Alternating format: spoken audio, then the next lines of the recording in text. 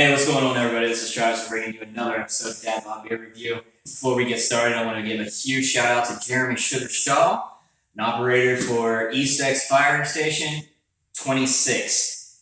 We got an awesome picture they sent us of him and his crew. We're going to make sure we post it during the video. Just want to give them a huge shout out and wish them all the best during this whole pandemic COVID-19 thing that's going on.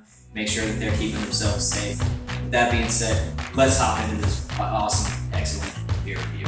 I'm going to stutter because that's just anyway, so Lone Star Beer, the national beer of Texas.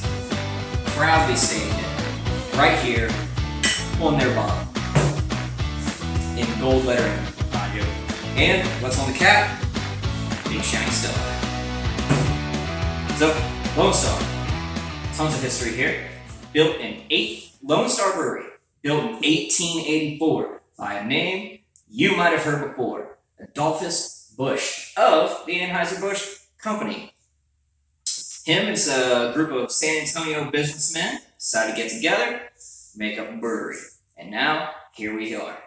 So it's changed hands a lot, especially after Prohibition and just throughout history. Right now, my research, it's owned by Pabst.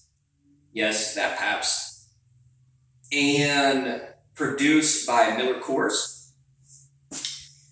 But here's the cool thing. In 1940, it's a big time in their history, a gentleman by the name of Peter Krill from Munich, he's a brewer, okay? He created the formula that we all know and love down here in Texas, Lone Star Beer. In 1940 is when he created that. In 1949, under the leadership of Harry Jersig, Lone Star went public. By 1960, the brewery had 651 employees, and by 1965, annual sales exceeded 1 million barrels. Not too bad for a local brewery. Not too bad at all, especially during that time. In 1956, they did a really cool thing. If you've ever been to San Antonio, or you currently live in San Antonio, whatever, if you've been through the place, and you've done your touring and walking around to see the Alamo and all the other cool things, you have probably seen the Buckhorn Saloon and Museum. Guess who owns that? That's right, Lone Star Brewery. They own it. They purchased that in 1956. But you're not here for all the history, or maybe you are. Either way, let's get to the thing that matters, the beer, the tasting. Let's see how this rates. Seeing as we're in Texas, I got my cap gun. We're gonna pop this bad boy open and see how it rolls. Something real cool with the bottoms of these bottle caps, I'll make sure that we put a picture into it. They each come with a cool little, like a picture. It's like a bunch of pictures, and you gotta figure out what it means, what it says. So, with that being said, let's pour this bad boy and see how it tastes. So, the ABV, for those keeping track, 4.65%. So, the hops are Central and Northern Plains, malted barley, and corn extract.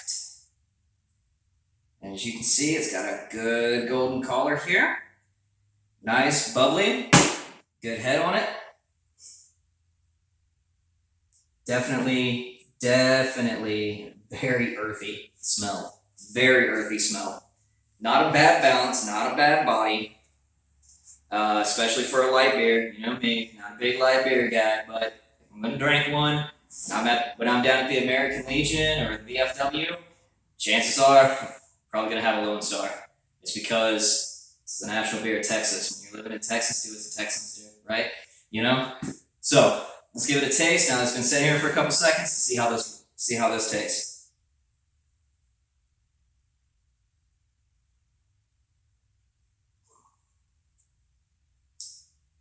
Not bad. Not a bad beer. I've definitely had worse. Definitely had a lot worse. If I had to say, like, if I was gonna do like a comparison, I would say that like Budweiser, Bud Light kind of thing here. I mean, the taste is kind of similar, but better.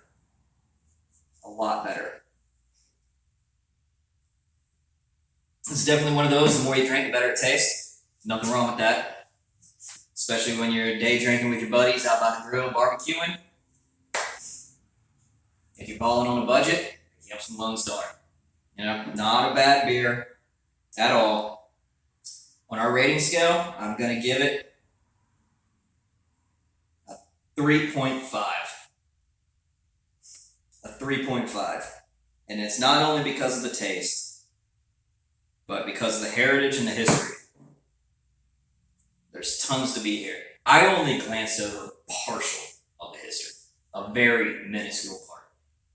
I could go, this video could easily be over an hour long with all the history that's in this, with artists, with, you know, artists singing about it, Bob Wills, Willie Nelson, just to name a couple, you know. When you have something like this with such a long history, I think it's over 100 years now. My math's probably off. You know, that's a long time to be in business, a long time. It's changed a lot of hands. And, you know, a lot of breweries, when they change hands a lot, they just fall by the wayside and disappear. But not with this. Not with this. It's endured. It's kept up. It's a strong beer.